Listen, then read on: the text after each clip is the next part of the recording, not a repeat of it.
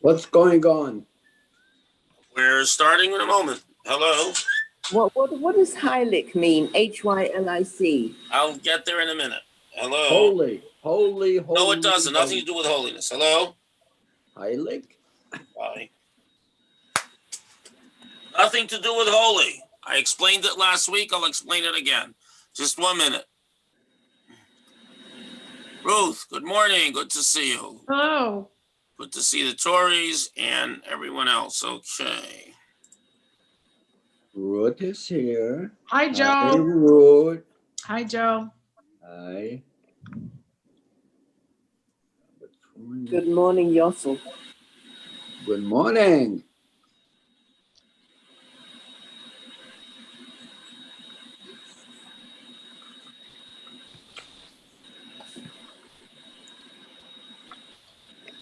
Don't see everybody here. Yeah, we'll begin in 1 second.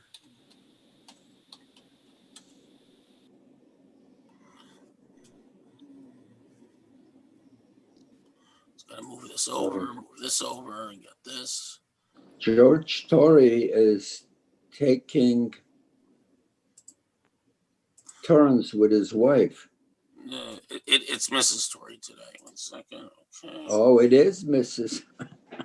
Now 1 minute. I just gotta get this going. Okay. There we are. Okay, gotta change this. And again, it's, we're going to read it together, but it's better if you get your own book and read it before. It'll make it much more effective. So I encourage you to get your own book or to log in online and to join us. I tried the link. It didn't work. Okay, so then buy the book. I tried the link and it didn't work. It's either. available for relatively inexpensive on Amazon and on eBay if you look for it. Yeah, I got $20. it. Very reasonable. I mean, On eBay? I have no trouble. I'm actually displaying you the book from their website, but from this website that Natalie gave us. Here's the book. Whatever. Right here. Yeah, but you paid $1.40 and they want 20 from me. What are you gonna do, Joe? You got to stick with the kid. Okay, buy me one. You want me to get you one? Yeah. All right. Yossel's Pashat an Ottoman, Yossel. Was? Oh, du bist an Ottoman. I have tzedakah money for you. No, that's okay. Yeah. No. You better get it out there. Happy to give you tzedakah money. Oy Okay, vey, if you need it. Okay, we're going to begin in just 1 second. I just have to get this up and... This is By the a way, tough. This is a tough group. By the way, the audio isn't very good. You can't hear well. I do, but I mean, it's kind of it's not fully loud. Anyone else here, Fuzzy? You got to go to an audiologist. No, it's not me. It's not me. Well, I have to Never. find out. Does anyone else have trouble hearing right now? No, I do No. hear you, but I'm saying it's not a full blown. Okay, well, it must be the connection of your computer because the other people are hearing fine. You might want to check might want to check the sound settings. There's a whole panel of sound settings on your computer. You might want to check it. Okay, let us begin. We're going to do share screen and we're going to begin. Hey, Bob. Yeah. Did you say go to a urologist? Audiologist. Okay. Audio. Anyways, this is the best I can do right now. We asked the question, what is Hylic? So Hylic is from the Platonic concept of the hylos, of a fundamental potential substance which everything is made of, which neither exists nor non-exists. That is what it means. Now, we're going to discuss this a little bit.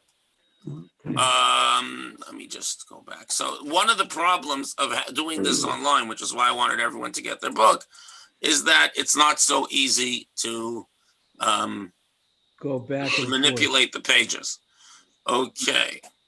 No, I understand, but Now, one thing is like this. Ontic, there's two words we're going to use here, ontic and ontological. So for our purposes, ontic means of reality. What, things that you can see in reality, right? A rock is hard and cotton is soft and so on. Ontological means to say an interpretation of what reality is, the philosophical endeavor to understand reality. And sometimes it relates to understanding God, but it can be to relating in everything. And last week we introduced the homo religiosus and the cognitive man. And the religious man is constantly in this struggle between what they perceive of the world and what they understand is missing, that which is mysterious and hidden. Cognitive man wants to define everything, as we discussed last week, in the context of definable systems that can explain exactly what's going on. That's me. Now we're going to talk about the difference between the religious man and the cognitive man. And from there, we'll then move to the halachic man.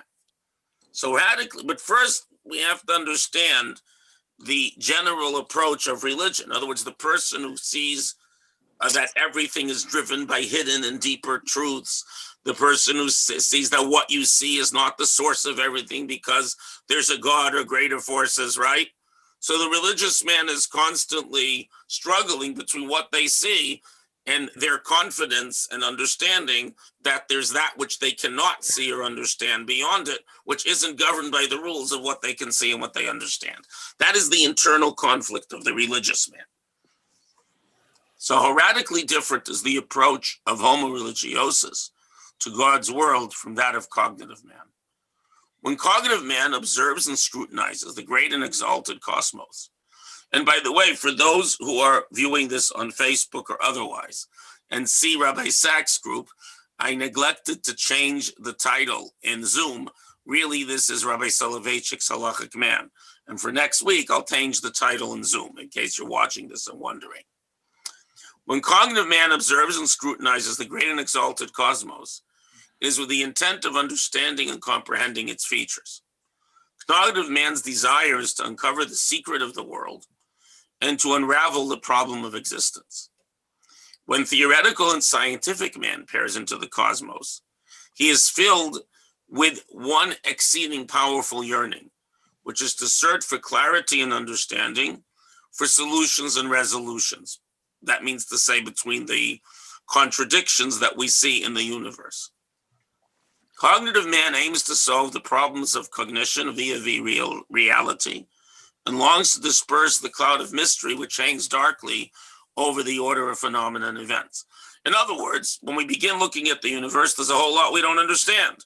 And the more we look at the universe, the more things we see we don't understand. So for example, cognitive man will want to analyze exactly why a piece of music sounds beautiful to us, and will want a sound theory that will tell us exactly which piece of music will sound beautiful to which person in which way, and what are the exact pauses and the tempo and so on. There may be no such thing, but that's what cognitive man wants. And by the same token, cognitive man wants to know how likely it is to rain at a given temperature, et cetera, et cetera, et cetera. So cognitive man rejects mystery. Cognitive man does not tolerate any obscurity, any oblique illusions, and undeciphered secrets in existence.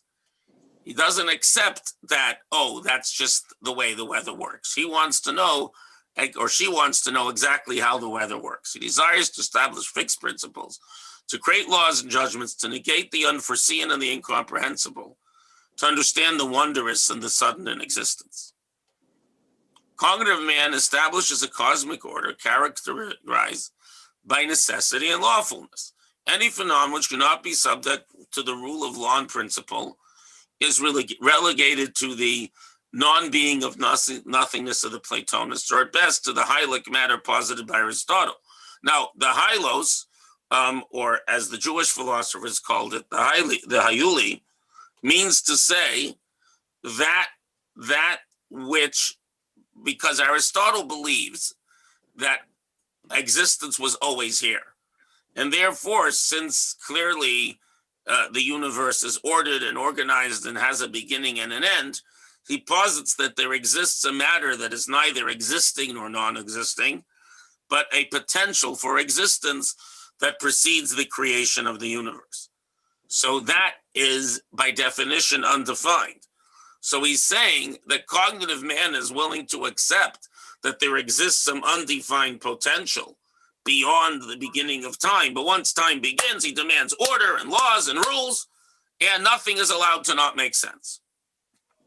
I think he's taking it a little too far, because basically cognitive man, the way he describes, is nothing but a scientific man. He wants, yeah, we live by science. Take care. Thank you very much. Okay, sorry guys. Okay, I'm back. So I heard what you said. So cognitive man, what? Yussel. I mean, he accepts science. That's one way.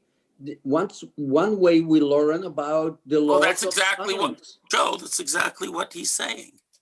This is science, but he just described the science.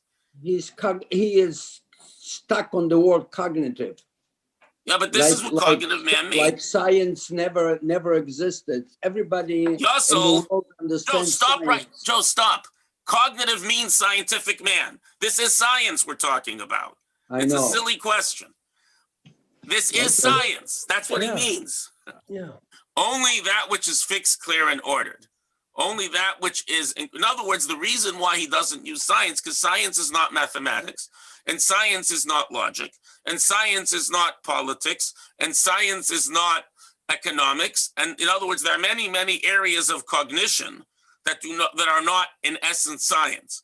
So Rabbi Soloveitchik is talking about everything that can be understood by systemization and ordering and logic, not just science, which is a small part of cognition.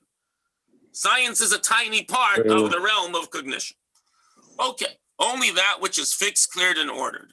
Only that which is engraved with the imprint of, only that which is the imprint of lawful reality merits the appellation and title of a true or effective being in which the idea participates. No, I don't read Greek.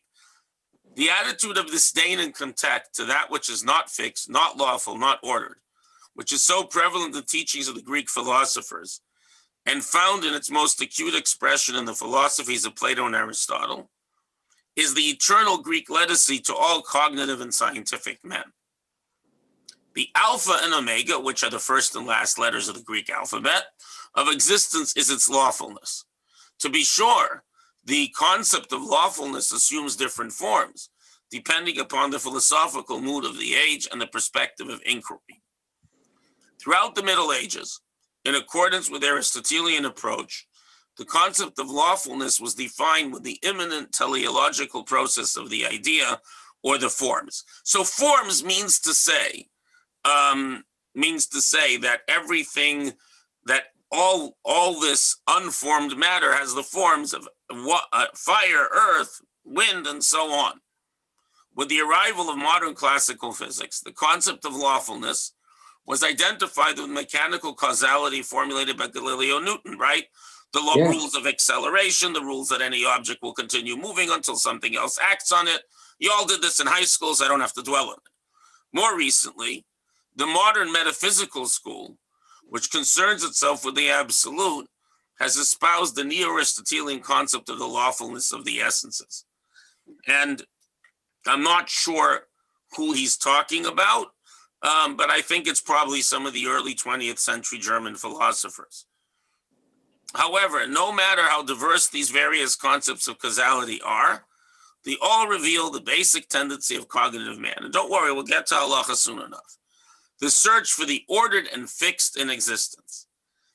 He is profoundly engaged in rendering an accounting of the world and charts out for himself a structured plan of reality enclosed in borders and law, whose ultimate status cannot be denied. It's very clear what he's saying. In other words, everything has to be replicable. There must be a rule which explains every phenomena and every human experience. Cognition for him consists of discovering the secret, solving the riddle hidden buried deep in reality, precise as through the cognition of the scientific order and pattern of the world. In a word, after this long drasha, the act of cognitive man is one of revelation and disclosure. You uncover the connections between things, how they work. There is a rule and a system and an overarching system for everything. This is cognitive man.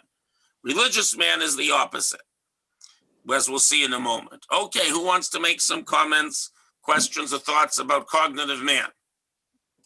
Everything has to be in order. Yeah. Okay. I have a question. Sure. Is the cognitive man, can you have the cognitive man and religious man, or do they cancel each other? No. So first of all, people are one person may have the cognitive man and the religious man in their midst. In other words, you can be one minute, one the other. It's a state of being. In other words, there have been great, look at Isaac Newton. Isaac Newton was a tremendous scientist who laid out the mechanical world that we know so well. He also, most of his work was involved in a commentary he wrote on the Book of Psalms. The majority of his life work was his biblical interpretation, which was very deeply connected with mysticism. This wasn't modern Bible scholarship. This was a deeply mystical religious person. So Isaac Newton himself was both all the time. Yeah, but mysticism is beyond any kind of denominational sects or anything. I mean, actually, it isn't, but we'll discuss that another time. But the point being that he was a very religious Christian, and he believed in the Bible in a very Christian way. He belonged to the more charismatic aspects of Protestantism. Because the truth is Christian mysticism is very different from Zoroastrian mysticism, and very different from Gnostic mysticism, and very different from Hindu or Buddhist and so on. But that's another discussion we can get to much later. But Rabbi, I would like one moment, Joe, one moment. I'm answering Ruth. I'm not answering, I'm discussing with Ruth. But Newton himself was a very pious person who spent more time on his Bible commentaries and on trying to decipher the end of the world from the book of Revelations, which is a New Testament book, than he did on his science and his math. Yeah. So the point is, when you ask, do they cancel each other out? The answer is they can live in one person, but they live in separate compartments in one person. Today, and incidentally, Ruth, one of the main thrusts of this book is that Judaism, in its vision of halakha, of the behavior of Judaism as being both profoundly mystical and profoundly practical, is actually the way in which the split between the cognitive man and the religious man is healed, as we'll see. But a very, very insightful question. Yeah, Joe. Well, I was thinking along the same lines, and today a perfect example, and that today the biggest thinker, and especially what we call them modern Orthodox, are people that are both. They're religious and they're scientific. Right, but the point is that those two processes, can exist in two separate compartments. In other words, this hypothetical, like this astrophysicist I know, who's a religious Jew, when he's busy analyzing spectra, that's not the same state of being as when he's holding by Ne'ilah Hashem Elokim on Yom Kippur. Any human being can hold both within them. The best example is Yeshayahu Leibovich. My God, he had a PhD in almost every science that exists. Yeah. There are many such people. But the point being that what Rabbi Soloveitchik is speaking about is not the individual. The halachic man, the religious man, and the cognitive man are not different people. They can all live inside the same person. But not according to the creationist. They don't believe that they exist in the same person. They don't believe in science. That's another issue. Excuse me, Ruth. I am a creationist. I believe God created the universe, and I also embrace a very broad variety of sciences. I have never met. I didn't know that. What? I didn't know that. Well, wait a minute. Well, What do you every mean? Jew believes God created the universe. Every Jew is by definition a creationist if they believe in Judaism. Doesn't mean they don't embrace science also. There's no contradiction whatsoever. I don't even understand the question. Well, Rabbi, I agree with you. It's exactly right. All the creationists I know are deeply, who is just about, every Jewish scientist I've ever met. No, but the creationists don't want to teach evolution. Evolution, the question of evolution and its interaction with creation is an interesting question, but I don't know who the creationists are. Anyways, the homo religiosus acts differently. When he confronts God's world, when he gazes at the myriad of events and phenomena occurring in the cosmos, he does not desire to transform the secrets embedded in creation into simple equations that a mere tyro is capable of grasping. In other words, the goal of science is to simplify things as much as possible, to make as few rules as possible. The religious man isn't interested in defining everything in such a way that it all fits into a little box. On the contrary, homo religiosus is intrigued by the mystery of existence, the mysterious tremendum, which probably means the great mystery in Latin, and wants to emphasize that mystery.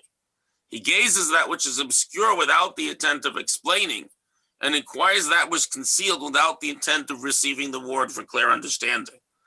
In other words, he looks at the universe, he wants to be in awe. There may be explanations, but his point is the mystery. Where did this come from? His point is asking the questions. She's asking the questions that cannot be answered. So you can say this is what the universe is and how it works. You cannot answer the question, why is the universe here in the first place? Or what was there before the universe? You can't answer those questions scientifically, right? Well, they're trying. But you can't. In other words, in every aspect, I can tell you about someone's brain structure, but there is a mystery to human activity. So one person will try to break it down by neuropsychology. The religious man says, I want the mystery, the unpredictability of the human being. I want that which cannot be answered by definition because there is a mystery known as the soul. The only comment that I would make about Ruth's comment before is that I think the Haredi community is very. Okay, we're not talking about religion, Yossel. We're not talking about religious politics. No, we're going to get off the. She mentioned creationists. They are creationists. So am I. They are anti-evolutionists. Well, they're everyone accepts there's a certain degree of evolution. How much that played into creation, and not to mention the problems with evolution, that's another discussion.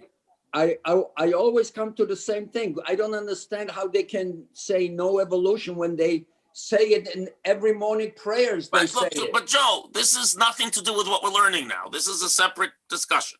The dynamic relationship. I don't know. I think it's along the same line. Yeah, but let's try to understand. Once we finish the whole book, we can talk about its ramifications for the modern Jewish community. Let's first finish the book. The dynamic relationship that exists between the subject knower and the object known expresses itself with the homo religiosus, not in the desire and ability of the subject to comprehend the object, but the contrary in accepting the fascinating eternal mystery that envelopes the object. So what are we saying here? What are we saying here? I don't know. What we're saying here quite simply is that there always is going to be a mystery. There's always going to be the question you can ask that cannot be answered scientifically. So the cognitive man is not particularly interested in this aspect. The religious man. Now, this is not to say that homo religiosus prefers the chaos of and the void to the structured cosmos. that would choose to undo the act of creation, introduce confusion into reality, heaven forbid. Homo religiosus, like cognitive man, seeks the lawful and the order to fix the necessary. In other words, if you're looking for a religious understanding, you also want a system. You also want to know, this is what God does, and this is what God wants, and this is what is virtuous, and this is what is ethical. So that's exactly my point. I mean, what's so exceptional and new about that science doesn't obviously, there'll always be time to find out more about the world we live in. The religious man is constantly, Joe, the religious man is constantly asking the questions. The Rabbi Soloveitchik explains it, that cannot be answered scientifically. I have a question. Wait a minute. That's fine. Why do you have to call him a religious man? I mean, to marvel at the mystery of the universe. I mean, we all do. Why right, but Rita, this sense of mystery, the sense of awe, the sense of that which we cannot know, is a religious impulse. You could be an atheist; it's still a religious impulse. In other words, the definition of the religious impulse is seeking and accentuating the mystery, wanting not to know, wanting to be at wonder. And the cognitive man wants to break it all down into rules. That's the difference. For the religious man, the mystery is the goal. For the cognitive man, the mystery is the problem. No, I think it's. I don't agree either. Well, this is what I don't accept it, because some of the biggest supporters of religion that understand the mystery of religion are scientists. Right, but Joe, that's true. Not the other way around. Yeah, but Joe, it's really very simple what he's saying here. The impulse to order and define is very different from the impulse to accept mystery and to accept one's smallness in the face of something greater than what you could ever understand. That's all we're saying. Joe, those scientists are accepting the mystery. Right, they're not being scientists at that moment. Very good, Bob. Scientists accept mystery, of course. But why throw in this definition of label of homo religiosus? It sounds fancy and all that, but I don't think it's necessary, or it creates issues. Well, it does, because the experience of mystery and the experience of a power beyond us that we cannot define, that defines that mystery, which is part of it, is the religious impulse, which is a different way of looking at the world than the attempt to give it laws and structure and so on. Okay.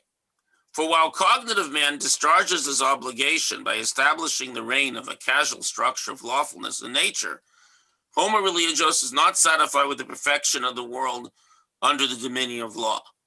For to him, the concept of lawfulness itself is the deepest of mysteries. And here we're going to go to where both Jew and Ruth were going. In other words, there is a religious way of looking at cognition. There's a religious way of looking at science. Ruth, Cognition, according to, no, so let's read this next paragraph and then discuss it, because this really addresses some of the issues that were being raised there. Cognition, according to the worldview of the man of God, consists in the discovery and wondrous and miraculous quality of the very law of nature themselves. The mystery of the world is to be counted precisely in understanding the functional relationship and effect between the phenomena of this world. Every clarification of the phenomena brings in its wake new enigmas. Homo religiosus, the entire ordered world, the entire creation, which is delimited and bound by the law, as a cryptic text whose content cannot be deciphered, as a conundrum the most resourceful of men cannot solve. And here comes the kicker. The riddle of riddles is the very nature of the law itself. In a word, the cognitive act of homo religiosus is one of concealment and hiding. So this needs some explanation. I'm happy to hear your explanations, but let me tell you why I understand this. Okay. In other words, what many physicists have pointed out that, as we know, there is a great deal of mathematics, including mathematics developed before the modern physics, that very much fit in with the modern physics, relativistic physics, quantum mechanics, and so on. Yes. And the question is, why is it that that purely theoretical mathematics created entirely in the space of the brain so perfectly parallel actual physical phenomena? Because remember, the mathematics was developed before those physical phenomena were ever thought of in that way. And many people who, as Joe points out, are both scientists and men of religion, women of religion, they make the point, very interesting point, that the fact that so much of the universe follows rules that have to do with absolutely abstract mathematics that were solely created in the space of people's brains is in itself a great mystery. In other words, there is no fundamental law that tells us that certain phenomena should perfectly track entirely abstract mathematics, but they do. And in that fact, in other words, the very fact that there are laws to the universe, the very fact that there's an incredible set of laws, for example, that prevent the universe from destroying itself in an instant, is in itself to the homo religiosus in itself a great mystery. In other words, why do these laws exist? Why do they exist so perfectly? Why do we have a universe that maintains itself? Why do we have a universe that allows for life? I mean, the Earth exists in an incredible narrow band for life. There are probably 1 million planets in which there's no possibility of life, and so on.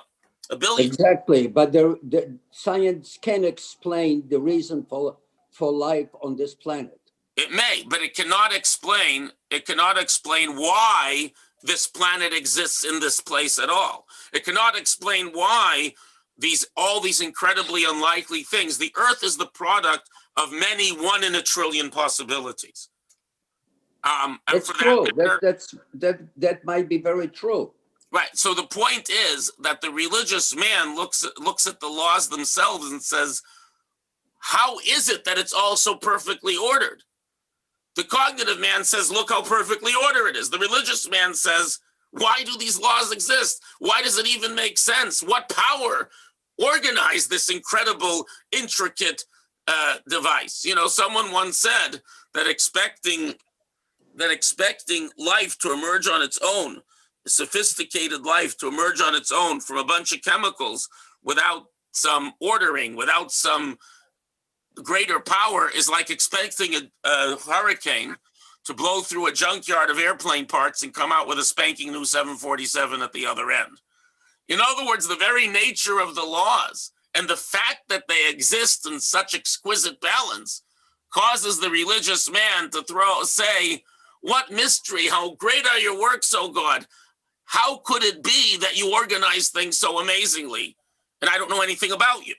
So the very existence of the laws creates a sense of mystery and awe because of in other words, the scientific man discovers the incredible complexity of the cell, and the religious man, maybe living in the same man or woman, says, how could it be that all these things came together so exquisitely? So even Rabbi Soloveitchik, just a few sentences before, managed to throw in the word miracle, because that's how he's going to end up probably explaining a lot about the non-cognitive man. But the point here is very, very, very, very, very, very fundamental. The fundamental point over here is one moment, Ruth, is that the very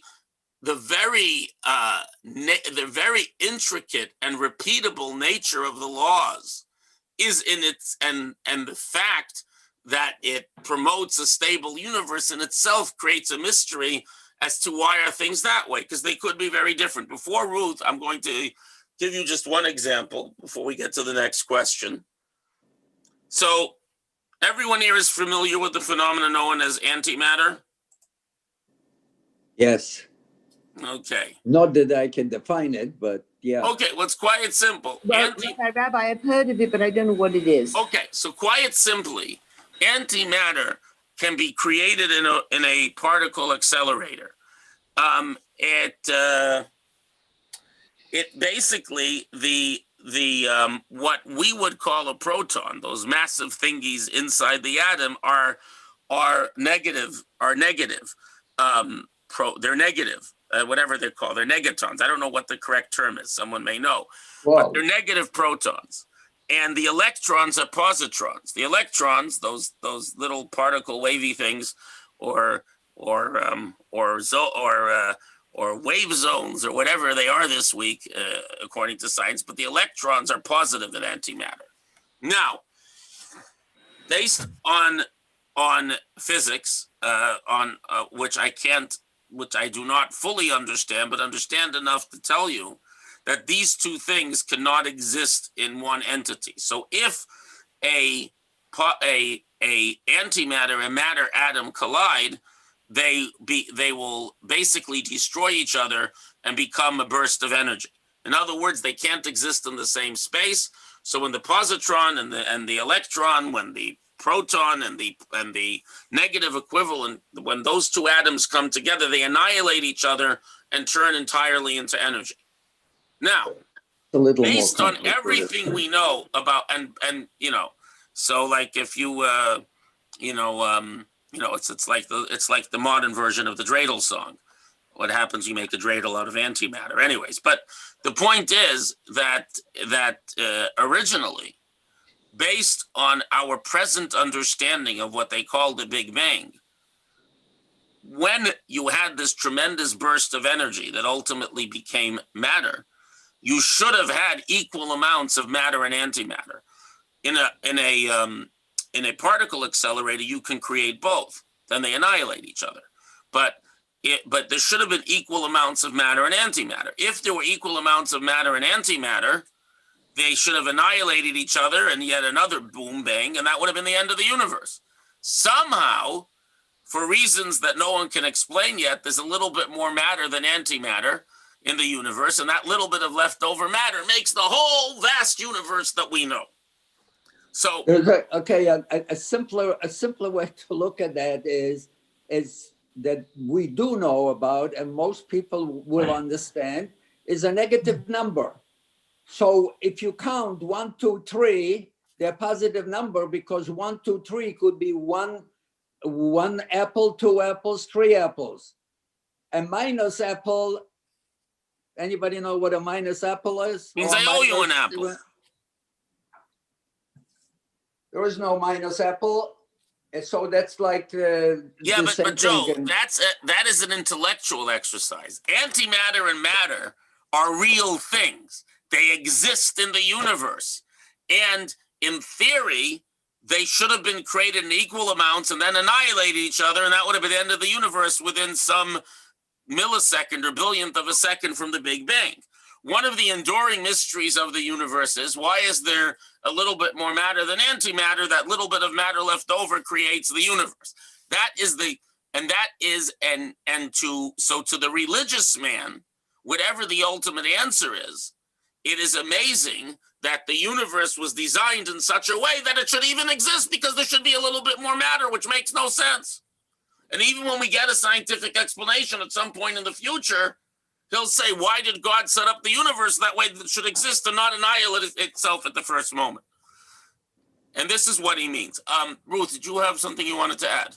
No, I mean, I guess, well, it's just, maybe, I don't know. It's just, you're saying that God also, when he created the universe, he created all the many, many galaxies and millions of stars and millions. And that's very hard to comprehend. And why is there life just on the earth that we know? Well, we don't know that. I do not doubt that there's life on other planets. We just haven't seen it yet. Ruth, when you say that God created this star and that star, he didn't have to, because the whole idea of the Big Bang is that once it started, and if God is the one that started the Big Bang, then everything that we see in the universe today is a result of that. But Joe, be careful. It's automatic. Be careful, because the Big Bang is now under systematic attack in the physics community. We may have another story. The Big Bang has been under attack for at least 50 years. Yeah, but there's some big problem. Yossel, I don't want to, there are this is not a problems. science class, but there's some big problems right now with the Big Bang. Okay. No, there is. There are many sciences that don't agree with each other on this. Correct. Now, I am very well aware of it. now we are going to enter Soloveitchikism. What I mean to say, now we're going to be all this discussion has been discussed many times by many philosophers and religious thinkers in the last 100 years. Now Rabbi Soloveitchik is going to introduce us to the beginning of the way he looks at things. In truth, these two attitudes parallel the twofold nature of existence itself. The ontological dualism, which means to say the dualism in the way we make sense of the universe, ontological being in the most basic level an explanation of the universe, is a reflection of an ontic dualism. Ontic means the actual experience of reality, okay? That which we actually, right? So we experience that a rock is hard. We can then go into long discussions as to what makes a rock hard and what does it mean for something to be hard and what creatures experience hard in different ways, et cetera, et cetera. But the ontic reality is that the rock feels hard to a human being who touches it, okay? And now there's a billion questions about that, about touch, about rock, but ontic is the reality itself that we experience. So reality possesses two faces. On one hand, she presents us with a bright, happy, smiling face. She greets us with a cheerful countenance and reveals to us something of her essence. She grants us permission to gaze upon her and peer at her image. She shows us a bit of her lawful structure and the order of her actions. Like, say, when you use a compass, for example. In such a moment of grace and compassion, the object submits itself to the subject, the thing to the person, reality to man who forms an inexorable part of it, existence to intellect and knowledge. Here there blossoms forth a wonderful relationship between subject and object, cognizer, the thinker, and cognize that which you're thinking about. The process of cognition, the problem of problems, and enigmas of man reveals itself in all its splendor and majesty. And this act of grace, this act of disclosure, which nature at times performed for our benefit, that is the root of all human culture. In other words, there's much about reality which subjects itself to mathematics, to analysis, to mineralogy, to geology, to medicine, and so on, to anatomy, right? Easy. On the other hand, however, reality is possessed of an extreme modesty. At times, she conceals herself in innermost chamber and disappears from the view of the scholar and the investigator. Everything bespeaks secrets and enigmas, everything wonders and miracles, as we just discussed. And reality is characterized by a strange figure. For at the very moment when she treats us generously and reveals to us a bit of her form, she covers much more. And the problem increases, the cognition progresses. The Talmud says, that the more you know, the less you know. And this is true, that the more we understand, the less we understand about the whys in the hows. Yes, Ruth. I think it's a little odd that he genderizes reality. I've never heard of it. I've never heard of this before. I read it, that reality is a female. That's this metaphor of like she's hidden, she's enigmatic, she covers herself. Well, why do we call nature Mother Nature? That's it's a convention. Reality it's a convention. Is Mother Nature. Yeah, and by the way, another reason for this is because in the book of Proverbs, wisdom is genderized as female. Now, as a Jewish tradition, wisdom is always female. Yeah, but I mean, he's using these kind of stereotypical ways of defining femininity. Okay, you know what? So that's a question. You can go to Rabbi Soloveitchik's grave and ask him. I don't know. But what I'm saying is that this is, you know what, Ruth? This is probably the way philosophers wrote in the 50s. I don't think there's any, other than the fact that it matches the Hebrew scriptures. Because wisdom and knowledge are always feminine in the Hebrew scriptures. Other than that, I don't have an answer. I don't know. No, you're right. Thank you for saying that. Because and even the title, calling it halachic man, I feel but man, you should know, man in English means humankind. Okay. Exactly. It means mankind. Now we say humankind precisely because of the type of concern you address. But the fact is that, that Ruth, you know full well that until relatively recently, science and philosophy was 99% male. Right. So that's, so now we say things differently. But I don't think we should let this distract us from what we're trying to learn here. Anyone else want to say something on chapter 2? Yes, Ruth, I think usually nature is related to the feminine energy. I saw a video by a rabbi. He was explaining the Kabbalah, and then he explained that not only in Judaism and in Kabbalah, but in many other philosophies and religions, nature is related to the feminine energy. Because if you think of nature, well, there is soil and it's fertile and produces many fruits. No? The forest, the trees, and nature, Mother Nature. It's called Mother Nature because it gets you and it embraces the seeds, and then they grow. And so I know that, but he doesn't say Mother Nature. He says reality, which is not at the same Right, time. but here I think, to be fair, reality is sort of, because I think, he's talking about he's writing on a philosophical way.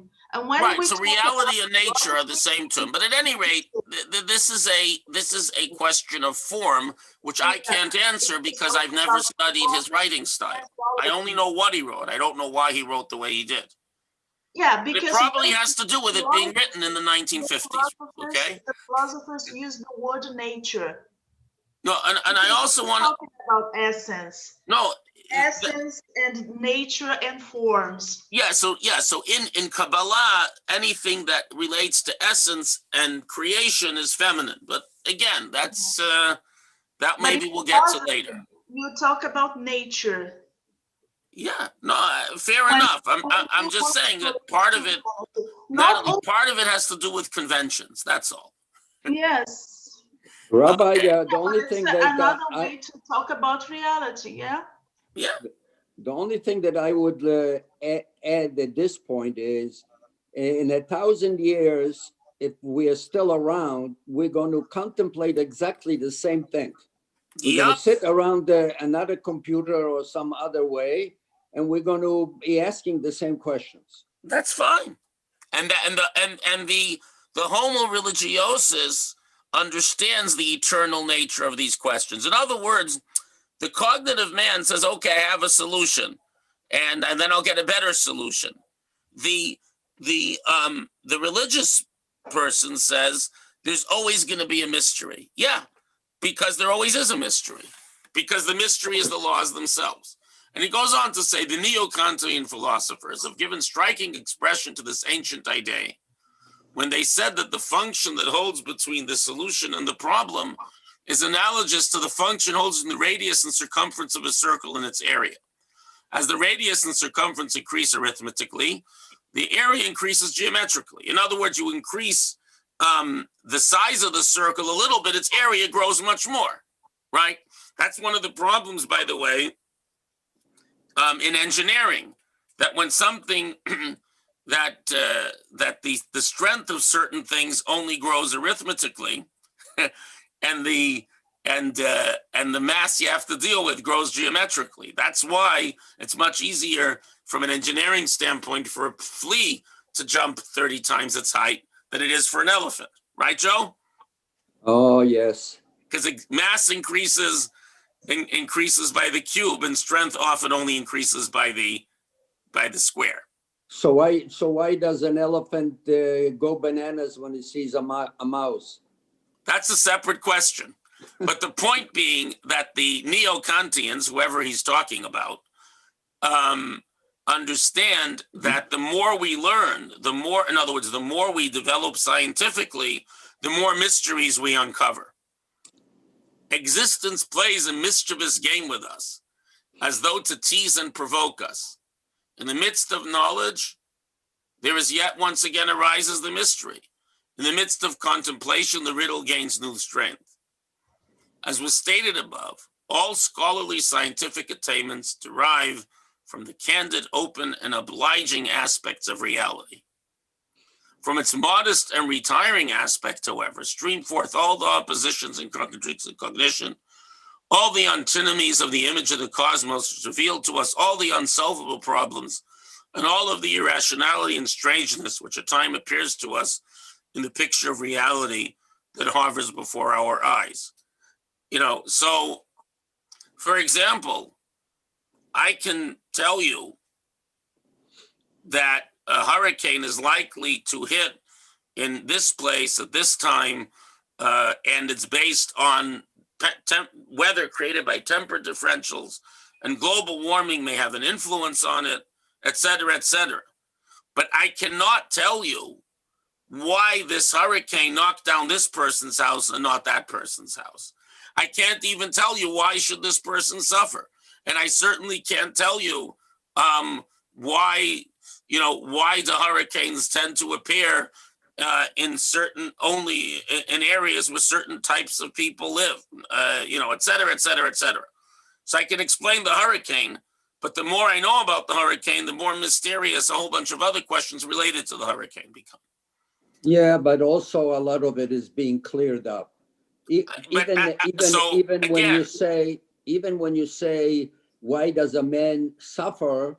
And if suffers because he's dying of cancer, we know today why a person can get cancer. But we also know, but Joe, we are going to find a solution to it. But Joe, we also know today that many cancers, nicht gedacht, are caused by random mutations that there's no way of predicting. And the more random and the more we know about mutations, the more we understand their randomness. In other words, and we're going to conclude with this today. Rabbi Soloveitchik is saying here about the neo-Kantians and the square, and the geometric and arithmetical is really very, very simple. That the more we learn about how the universe works and its system, the more questions we cannot solve and cannot answer emerge. Rabbi, I would like to...